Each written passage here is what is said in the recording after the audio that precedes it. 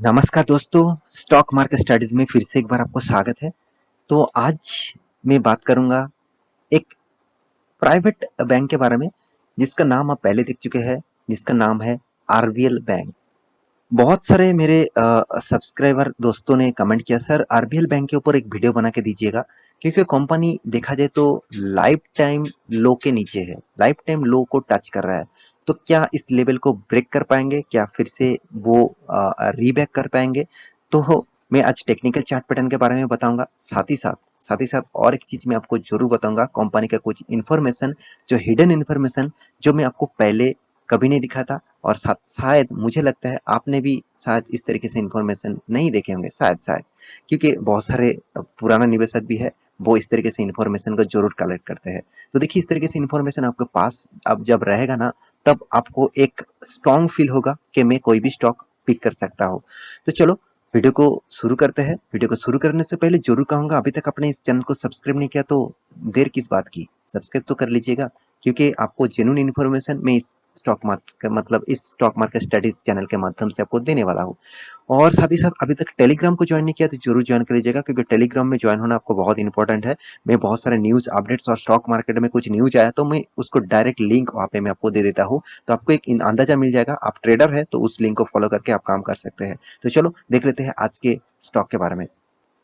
तो देखिए, सबसे पहले मैं विकिपीडिया के ऊपर आ चुका हूँ। जिस कंपनी के बारे में मैं आज बात करूंगा वो है आरबीएल बैंक। तो आरबीएल बैंक एक देखा जाए तो अ, एक प्राइवेट बैंक है, और प्राइवेट बैंक होने के नाते भी इस कंपनी का जो परफॉर्मेंस है, मुझे थोड़ा सा वीक लगा। तो चलो किस तरीके से वीक लगा तो मैं आज यहाँ पे आपको कंसिडर करूंगा। तो देखिए, कंपनी का जो प्रोडक्ट है, कोडा कौन सा है?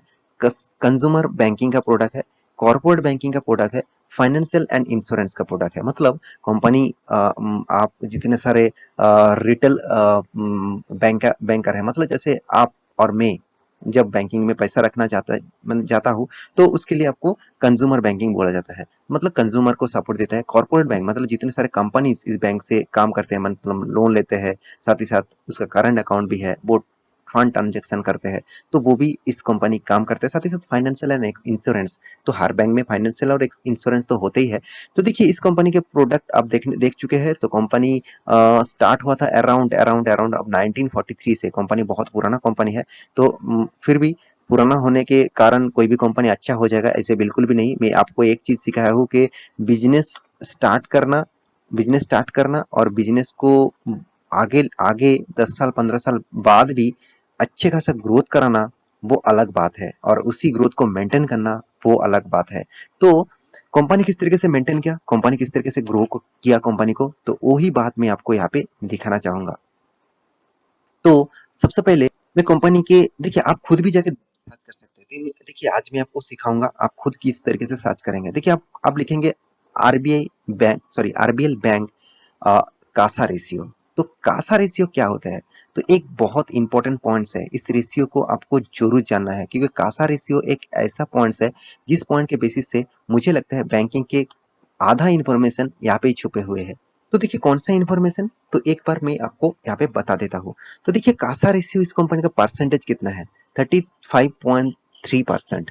तो देखिए, आप मैं दूसरा कंपनी को भी आपको दिखाऊंगा, जैसे एचडीएफसी बैंक, इसका कासा रेशियो कितना है? 18.9%। और आपको मैं कोटक बैंक दिखा रहा हूँ, कितना? 60.7%। तो सबसे पहले जान लेते हैं कासा रेशियो क्या होते हैं। तो देखिए, मान के चलिए आप बैंक में पैसे, यहाँ पे एक बैंक है, तो इस बैंक में आप भी पैसा डाल रहे हैं, और साथ ही साथ जितने सारे, मतलब आप जो पैसा डाल रहे हैं वो किस किस किस बेसिस से? सेविंग्स अकाउंट से। और आप आरडी, मतलब आरडी भी करते हैं, साथ ही साथ आप डी मतलब रिकरिंग भी करते हैं, साथ ही साथ आप फिक्स डिपॉजिट भी करते हैं। तो इस तरीके से पैसा बैंक में डालते हैं। और साथ ही साथ जितने सारे कॉर्पोरेट बैंक है, मतलब करंट अकाउंट है, वो भी यहाँ पे पैसा डालते हैं। मगर कंपनी इसी दोनों सेक्टर से ही कंपनी के ऊपर पैसा आता है। साथ ही साथ और भी देखिए, इंश्योरेंस से भी कंपनी के पैसा आते हैं। तो इस तरीके से अर्निंग कंपनी का होता है। कंपनी का मतलब खर्चा क्या है? खर्चा मतलब कंपनी क्या करते हैं, कंपनी देखा जाए तो ज्यादातर पैसा कंपनी दूसरों बैंकों को लोन देते हैं, मतलब दूसरों सेक्टर को लोन देते हैं, दूसरों कंपनी को लोन देते हैं, और वहां से जो इंटरेस्ट कंपनी को मिलते हैं, बैंकों को मिलते हैं, वही उसका अर्निंग है। तो देखिए, कासा रेशियो बताते हैं कि कंपनी के ऊपर कितना इन्वेस्टर मतलब कितना रिटेल इन्वेस्टर, कितना सेविंग अकाउंट, कितना करंट अकाउंट, कंपनी के ऊपर कितना एफडी है, कितना इस तरीके से मतलब कलेक्शन कंपनी के ऊपर आ रहा है। जितना कलेक्शन आएगा उतना ही कंपनी के लिए अच्छा है। तो इसी रेशियोज को बोला जाता है कासा रेशियो, जो कोटक बैंक की सबसे ज्यादा देखने को मिलता है 60%, 60.7%। मुझे बेस्ट परफॉर्मेंस लगा। हाँ, आप कहेंगे सर एचडीएफसी में इतना कम। हाँ बिल्कुल, आपको थोड़ा सा कम तो दिख ही रहा है। साथ ही साथ आप आरबीएल बैंक के देखेंगे तो आरबीएल बैंक में 35%। तो कासा रेशियो देखा जाए तो एक एवरेज लेवल में आरबीएल बैंक में खराब ही नहीं है, अच्छे है। तो चलो बाकी इन्फॉर्मेशन देख लेते हैं कंपनी के बारे में। तो देखिए बाकी इन्फॉर्मेशन के बारे में बात करूं तो कंपनी सेक्टर वाइज देखा जाए तो कंपनी बहुत छोटा कंपनी है। 6,800 करोड़ का मार्केट कैप है, बहुत छोटा कंपनी है। और हाँ, कंपनी का डेप्थ ऑफ इक्विटी भी 6.5% है। आप कहेंगे sir H D F C bank में, आईसीआईसीआई बैंक में तो बहुत ज्यादा डेप्थ है, तो क्या मैं इस कंपनी के ऊपर कंसिडर करूं? बिल्कुल नहीं। आप कंसिडर मतलब, सॉरी, कंसिडर मतलब आप इस कंपनी को उससे कंपेयर करो? बिल्कुल नहीं। कोई भी कंपनी लोन ले रहा है उसके इनकम के बेसिस से। आप लोन तो ले लेंगे, आरबीआई के पास से जाकर आप लोन तो ले लेंगे, सैंक्शन भी कर देंगे, चलो अच्छी बात है। मगर उस लोन को चुका पाएंगे कि नहीं पाएंगे वो तो सोचना चाहिए ना। तो इस कंपनी ने वो लोन चुका पाए कि नहीं चुका पाए वो आपको मैं दिखाऊंगा। तो चलो आप देखते हैं कंपनी की इन्फॉर्मेशन। जैसे देखिए कंपनी का मार्केट कैप तो बता दिया, कंपनी का पी रेशियो कोई अता पता नहीं है, कंपनी का return of equity, return of capital employed दोनों ही खराब पोजीशन में है, रिटर्न ऑफ इक्विटी तो नेगेटिव में है। हाँ, कंपनी के पास कर्जा भी बहुत शानदार तरीके से है, अराउंड 6.65% का। कंपनी के हाथ में कैश है, कैश जरूर है 6,180 करोड़ का। देखिए मैं यही चीज आपको बोलना चाहता था, कंपनी का लोन लेना कोई बुरी बात नहीं। तो लोन लेने के बाद कंपनी हाथ में जो इनकम आया वो अगर नेगेटिव हो रहा है तो कंपनी में रहने से क्या फायदा। जिस दुकान में बहुत सेल हो रहा है, बहुत सेल हो रहा है, फिर भी कंपनी का मतलब दुकान में लॉसेस हो रहा है, उसका कारण जानते हैं आप?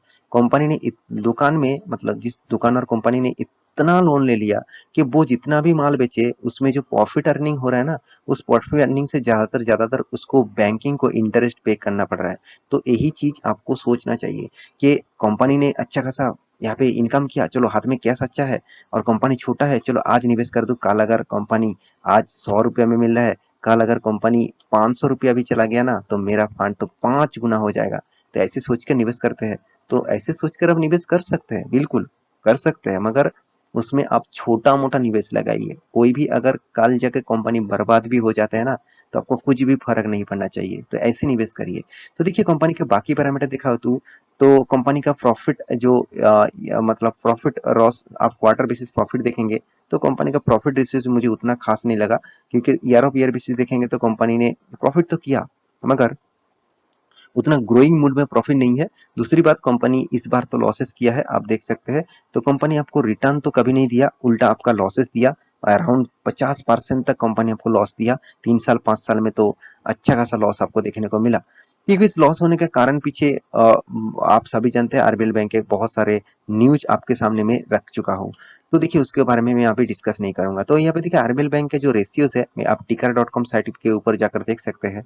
जो है सी आर परसेंटेज, तो सी आर परसेंटेज मुझे ज्यादा लग रहा है, और पीईजी रेशियोज मुझे बहुत बहुत हाई लग रहा है। तो पीईजी रेशियो बहुत कम होना चाहिए। और साथ ही साथ आप देखिए कॉस्ट ऑफ लायबिलिटी, कंपनी के जो कॉस्ट है उसके ऊपर लायबिलिटीज इतना ज्यादा रहेगा तो कंपनी काम कहाँ से कर पाएंगे। और एनपीए जो सबसे बैंकिंग के लिए एक खास होते हैं, तो एनपीए मतलब कंपनी के पास एनपीए कितना ज्यादा है, जितना कम रहेगा, जितना कम रहेगा उतना ही खास है। तो चलो इसके साथ आपको मैं दूसरा कंपनी का एनपीए भी दिखा दे।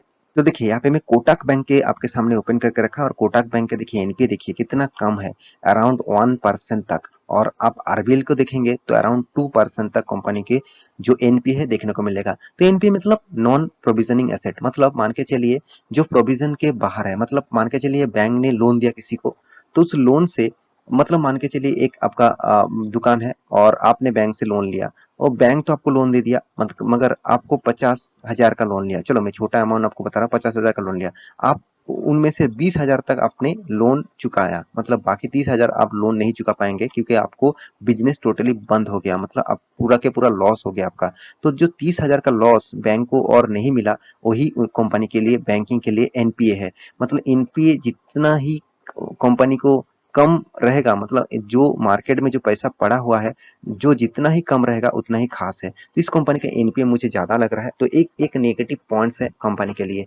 तो एक कुछ चीज़ आपको मैं एक्स्ट्रा दिखाया, तो इसके लिए एक तो लाइक तो ज़रूर बनते हैं यार, तो लाइक ज़रूर करिएगा। तो यहाँ पे देख सकते हैं कंपनी का इन्वेस्टर के बारे में बात करूँ तो हर इंस्टीट्यूशन यहाँ पे इन्वेस्ट तो किया है, मगर एफआईएस ने तो अच्छा खासा निवेश करके रखा, डीएस ने भी निवेश करके रखा, और प्रोमोटर ने तो यहाँ पे कोई भी माल नहीं है, पब्लिक के पास 50% हिस्सेदारी है। तो मैं जरूर कहूंगा आरबीएल बैंक में उतना खराबी जो आप देख रहे हैं, तो उतना खराब पोजीशन में अभी नहीं है, उतना अच्छे भी नहीं है, उतना खराब भी नहीं है। तो आप एक मौके का फायदा जरूर उठा सकते हैं, क्योंकि कंपनी अभी आपको एकदम सस्ते में दे रहा है। क्योंकि जिस कंपनी का प्राइस रेंज अराउंड आपको 700 में देखने को मिला था, वो आज 110 रुपये में मिल रहा है। तो इसको फायदे के हिसाब से आप अगर माल उठाना चाहते हैं, तो मैं जरूर रिक्वेस्ट करूंगा, आप आपके फंड में अराउंड आप मान के चलिए 100 रुपीज आप इन्वेस्टमेंट टोटल करना चाहते हैं, तो इसमें से 5% आप निवेश इसमें करिए। 5% से ज़्यादा बिल्कुल नहीं, 5% में ज़्यादा बोल दिया, आप 2, 3, 4% तक निवेश करिए। अगर इस 5% का आपका लॉस भी हो गया तो आपको कुछ फर्क नहीं पड़ेगा, बाकी आपका मर्जी, एक बार स्टडी करना उसके बाद निवेश करना। तो आशा करता हूँ सारा जानकारी आपको मिल चुका है। मेरी इस वीडियो आपको कैसा लगा जरूर कमेंट करना, और इसी तरीके से वीडियो पाने के लिए चैनल को सब्सक्राइब भी करना। मिलते हैं नेक्स्ट टॉपिक लेके, तब तक के लिए अच्छे से रहिए, अपने ख्याल रखिए, बाय बाय।